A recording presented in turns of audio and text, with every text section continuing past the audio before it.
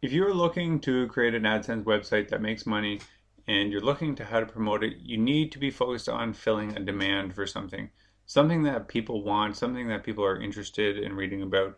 If you're serving a market about cars, what are people interested in reading about in response to cars? Do they just want to see photos? Do they want to see specs? Do they want to see like testing of them? What is it that they want to see? Because you want to fill a demand, because if you just put information out there that there is no demand for, you're not going to get enough visitors to make money. So one way that you have to address demand is that you have to look at the search engine results, and you have to consider what's in the mind of the person who is searching for something. So with this one, it is the 10 most incredible sunken ships on Earth. Now, there's a couple things with this. Number one, it isn't 10 sunken ships on Earth. It's the 10 most incredible sunken ships on Earth. You have to think of every headline as a sales piece. It has to sell the article. You have to create that demand. And this is just a continuation of that. What are they going to find whenever they visit the website? So you have to think in the person's mind and just do it to the best of your ability. Now, it's not only this that determines the success of the article. It's also how many links, like how many people are linking to this article, and how much authority your domain has. But this is a very important piece. If you're going to do some kind of a promotion that brings traffic to your website outside of the search engines, you need to be very careful before you put too much time or money into promoting it. This is one that I had done that didn't work out too well because nobody wanted to go to the website from here.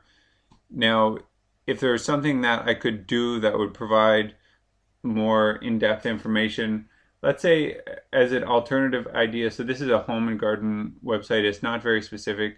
Perhaps if this was a do-it-yourself website, so let's call it a do-it-yourself home website, and I put an article on how to create the perfect lampshades, and then I link to the article, then people might be interested in it because I've created demand for the article. It's more like the do-it-yourself thing can't be contained on Facebook. It's clear that there's too much information. So in order to go, it makes sense for them to go onto your website to see the whole thing. So think about that whenever you're promoting it. The other thing that I would recommend doing it is if your entire idea is built on, I want to get a lot of traffic from Facebook, and you don't really know, maybe you think that it's too competitive on Google like search, so you won't be able to get much search traffic. Before you even build the website, build the Facebook page and test to see if you can get people to go somewhere. So you don't even have to link to the page that you're going to do.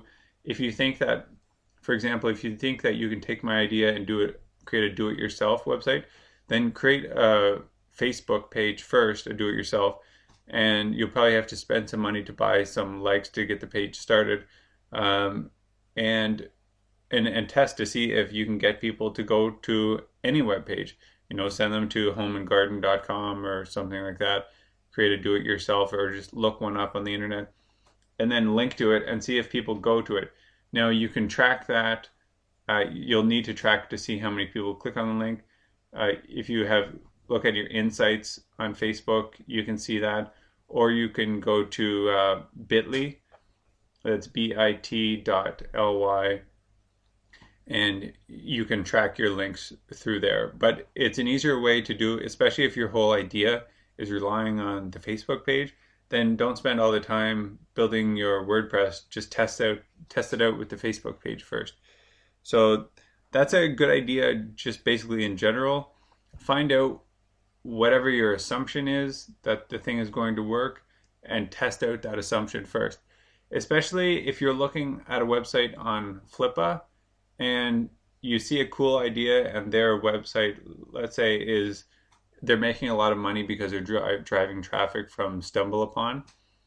Well, rather than building your WordPress site and putting all your time into that and then testing it at the end of all that work. Just start at the beginning with StumbleUpon and see if you can send traffic anywhere, even to his site, for example, wherever you're copying. Just test whatever the most crucial part is for whatever it is, driving traffic or converting visitors, before you put in all the time. And that way, if it's unsuccessful, you haven't spent, months and months.